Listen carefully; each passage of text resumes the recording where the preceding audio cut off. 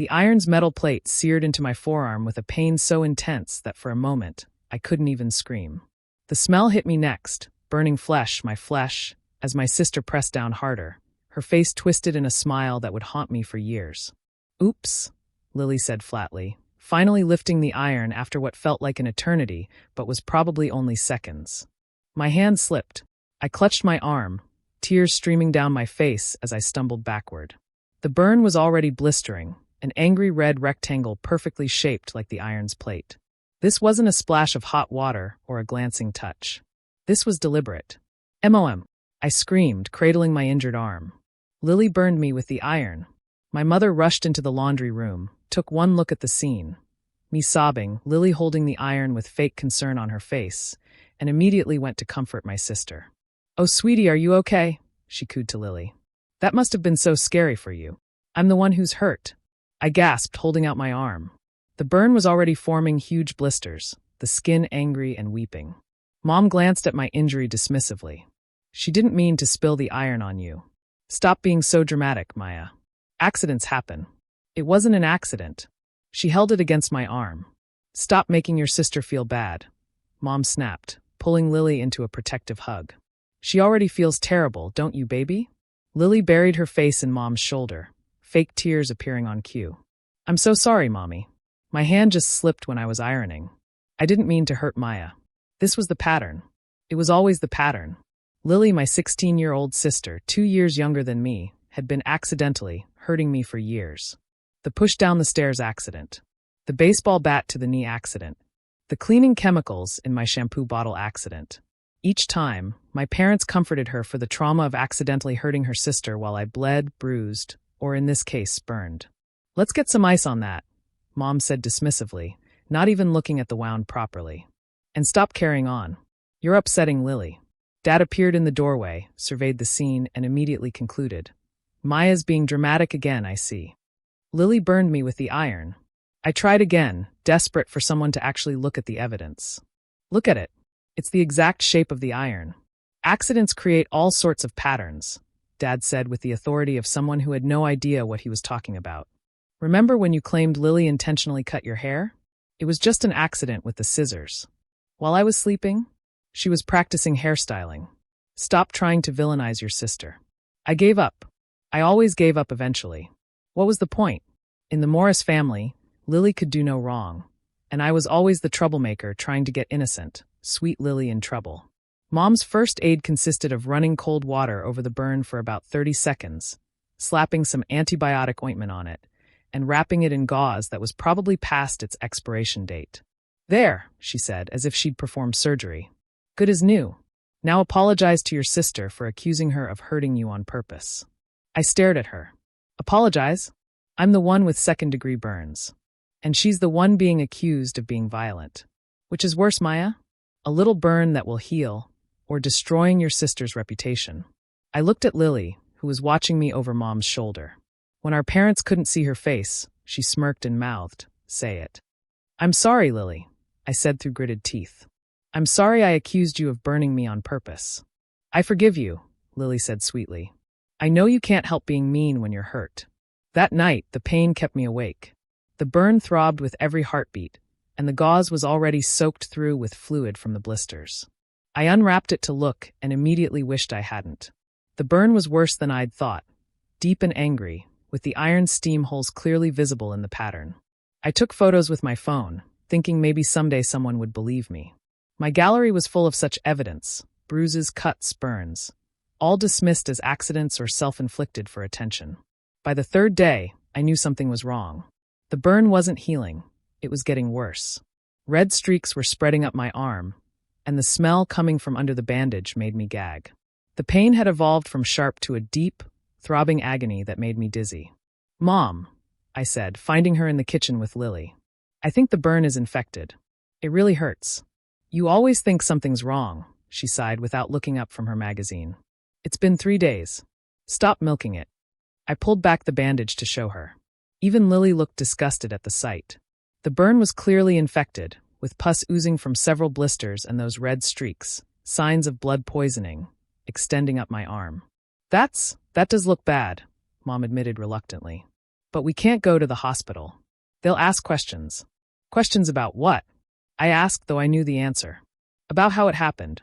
And you'll try to make Lily look bad again with your stories. I'll tell them the truth, that it was an accident. I lied, just wanting medical help.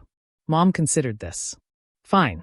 But if you say one word about Lily doing it on purpose, you'll be grounded until graduation. At the emergency room, the triage nurse took one look at my arm and immediately called for a doctor. I was taken back quickly, leaving my parents and Lily in the waiting room. Dr. Patel unwrapped the bandage carefully, her expression growing more concerned with each layer. When she finally exposed the burn fully, she was silent for a long moment. "How did this happen?" she asked, her voice carefully neutral. "My sister accidentally spilled the iron on me," I recited. "Spilled?" Dr. Patel examined the wound more closely. "Can you explain exactly how one spills an iron?" "She was ironing, and it slipped, and landed on my arm." "I see." She called for a nurse. "We need to clean this immediately, and I want photos for the medical record. This infection is severe." As they worked on my arm, a different doctor appeared. "I'm Dr. Harrison," he said. "I specialize in burn injuries. Mind if I take a look?" He studied the burn with intense focus, taking measurements, examining the pattern. His face grew increasingly grim. "This is interesting," he said finally. "The burn pattern shows clear steam hole marks, evenly distributed. And the edges. Miss Morris, can you show me exactly how your sister was holding the iron when it spilled on you?" I demonstrated vaguely, trying to stick to the accident story. He took more photos. "And how long was the iron in contact with your skin?" "I don't know. A few seconds.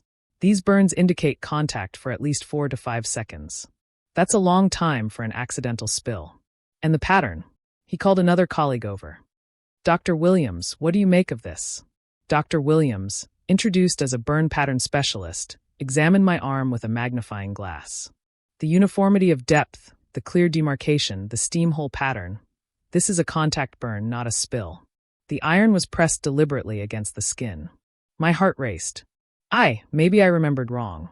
"Miss Morris," Dr. Patel said gently, "we see a lot of burns here. Accidental burns from irons usually involve glancing contact or splatter patterns. This is what we call an intentional contact burn. Someone held that iron against your skin. These aren't spill patterns," Dr. Williams said firmly.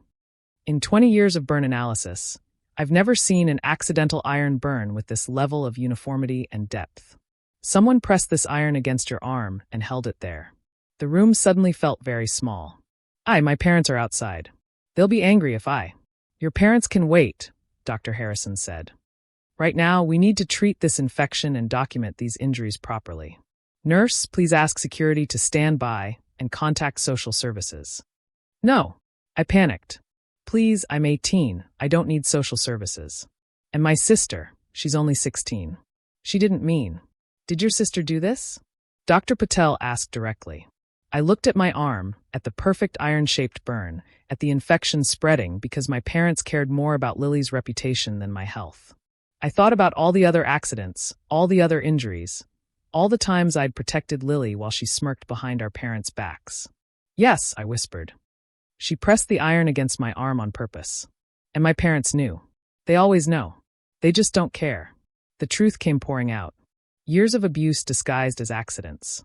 The push down the stairs incident that left me with a concussion. The accidental poisoning with cleaning products. The time Lily had held my hand against the stove burner for accidentally eating her candy. "And your parents?" Dr. Harrison asked, though his expression suggested he already knew. "They always take her side. Always. I'm the dramatic one, the attention seeker, the liar. Lily's their perfect angel, who just has bad luck around her clumsy sister." Detective Garrett arrived within the hour. She was kind but thorough, photographing not just the current burn but the scars from previous injuries, I pointed out. The burn specialist wrote a detailed report explaining why the injury couldn't possibly be accidental. When my parents were brought in for questioning, they stuck to their story with religious fervor. "Maya's always been jealous of Lily," my mother insisted. "She's probably lying about this like she lies about everything else. You bandaged a severe burn at home instead of seeking medical treatment," Detective Garrett pointed out. "Why? We didn't think it was that bad," Dad said. "Maya exaggerates everything." But the medical evidence was overwhelming. The burn pattern. The delay in treatment. My scars from previous accidents. Even the infection pattern suggested neglect. A properly treated burn wouldn't have gotten so severely infected in just 3 days. Then the detective played her ace. We've spoken to your neighbors. Several reported concerning incidents over the years. Mrs. Chen saw Lily push Maya down the stairs through her window. Mr. Patterson heard Maya screaming and saw Lily standing over her with what looked like a bat. Neighbors lie, Mom said weakly. All of them? Over years? About the same child being repeatedly injured. The investigation revealed more. Teachers who'd reported concerns that were dismissed. Medical records showing a pattern of injuries inconsistent with accidents. Even Lily's own social media, where she'd bragged to friends about teaching her sister lessons and posted photos of my injuries with laughing emojis. Lily was arrested for assault. My parents were charged with child endangerment and failure to provide adequate medical care. The burn specialist's testimony was damning. He explained in detail how the burn couldn't have been accidental, how the pattern indicated deliberate, sustained contact. In my professional opinion, he testified, this burn was inflicted intentionally, held against the victim's skin for several seconds. The perpetrator would have had to actively press down to achieve this depth and uniformity of injury. Lily, faced with evidence, finally dropped her innocent act. She deserved it, she snarled in court. Always trying to be better than me, always making me look bad. Mom and Dad loved me more, and she couldn't stand it. So you hurt her? The prosecutor asked. She hurt herself by existing in my space, Lily replied coldly. I just helped her learn her place. My parents' faces as they heard their perfect daughter's true nature were almost worth the years of pain. Almost. Lily got juvenile detention until 18, then probation. My parents received 5 years, each for child endangerment and medical neglect. The judge was particularly harsh about the delay in medical treatment. You prioritized protecting the perpetrator over treating the victim, he said. Your daughter could have died from sepsis because you didn't want to face the truth about your other child. I required multiple surgeries to repair the damage from the burn and infection. The scar is still there, a perfect iron shape on my forearm. Some days I want to cover it, other days I wear it like a badge of survival. I live alone now in a small apartment far from my family. I still flinch when I hear the hiss of an iron. I still check my shampoo before using it. I still photograph injuries, just in case. But I'm healing. Not just the physical scars, but the deeper wounds of being disbelieved, dismissed, and sacrificed to maintain a family fiction. The burn pattern specialist's words echo in my mind sometimes. These aren't spill patterns. No, they weren't. They were evidence. Proof. Validation that I wasn't crazy, wasn't dramatic, wasn't a liar. Just a girl whose sister burned her while her parents looked the other way, until the evidence became too clear to deny and the infection too severe to ignore. The iron left its mark in more ways than one. But I survived. And that's not an accident either.